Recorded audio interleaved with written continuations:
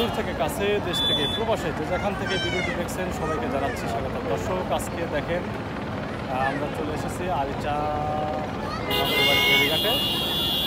এখন আছে আরিচা ঘাটে। এখান দিয়ে মানে ঈদ যাত্রায় ঘরমুখ যারা যাত্রী রয়েছেন, পাবনা, রাজশাহী, নাটোর, সিরাজগঞ্জ গ্রামে অনেকে কিন্তু এই নৌপথটি ব্যবহার করে। ফেরি দিয়ে আজকে একটি ফেরিতে আসছে, 3 তলা বিশিষ্ট একটি ফেরি। শত শত মানুষ, কিন্তু ঈদ এখনও ঈদের বাকি 2 দিন, এর মধ্যে শত শত মানুষ ফেরিতে ভরপুর। বিশেষ করে মোটর সাইকেলের চাহিদা, মানে পার হওয়ার চাহিদাটা বেশি। Motor cycle, microbus, private car, truck কিন্তু একসাথে যাচ্ছে।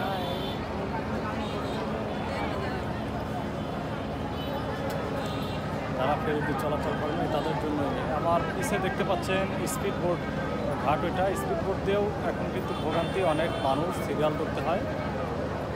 সেই সাথে এইখানে কিন্তু লঞ্চ ঘাট, আসলে পানি একটু কম থাকার কারণে এই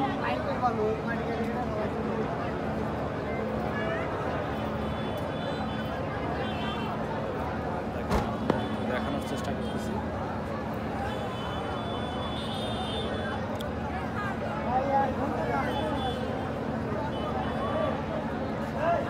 এটা হচ্ছে আমার পিছনে, এটা হচ্ছে লঞ্চ ঘাট।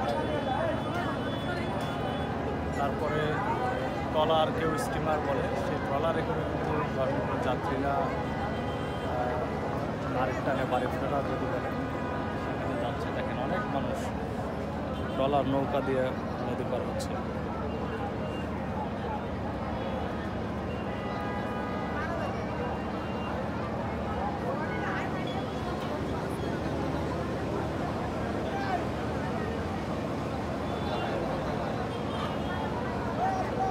স্পিড বোট দিয়ে যদিও একটু দ্রুত যাওয়া যায়, ট্রলারে সময় লাগে আপনার হচ্ছে 1 ঘন্টার মতো।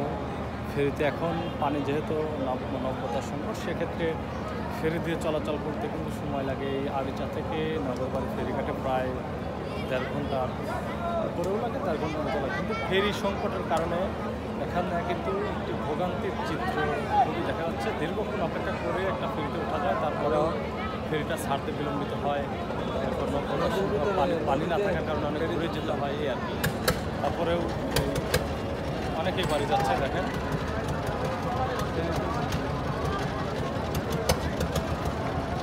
ট্রলারে করে অনেকেই বাড়ি যাচ্ছে।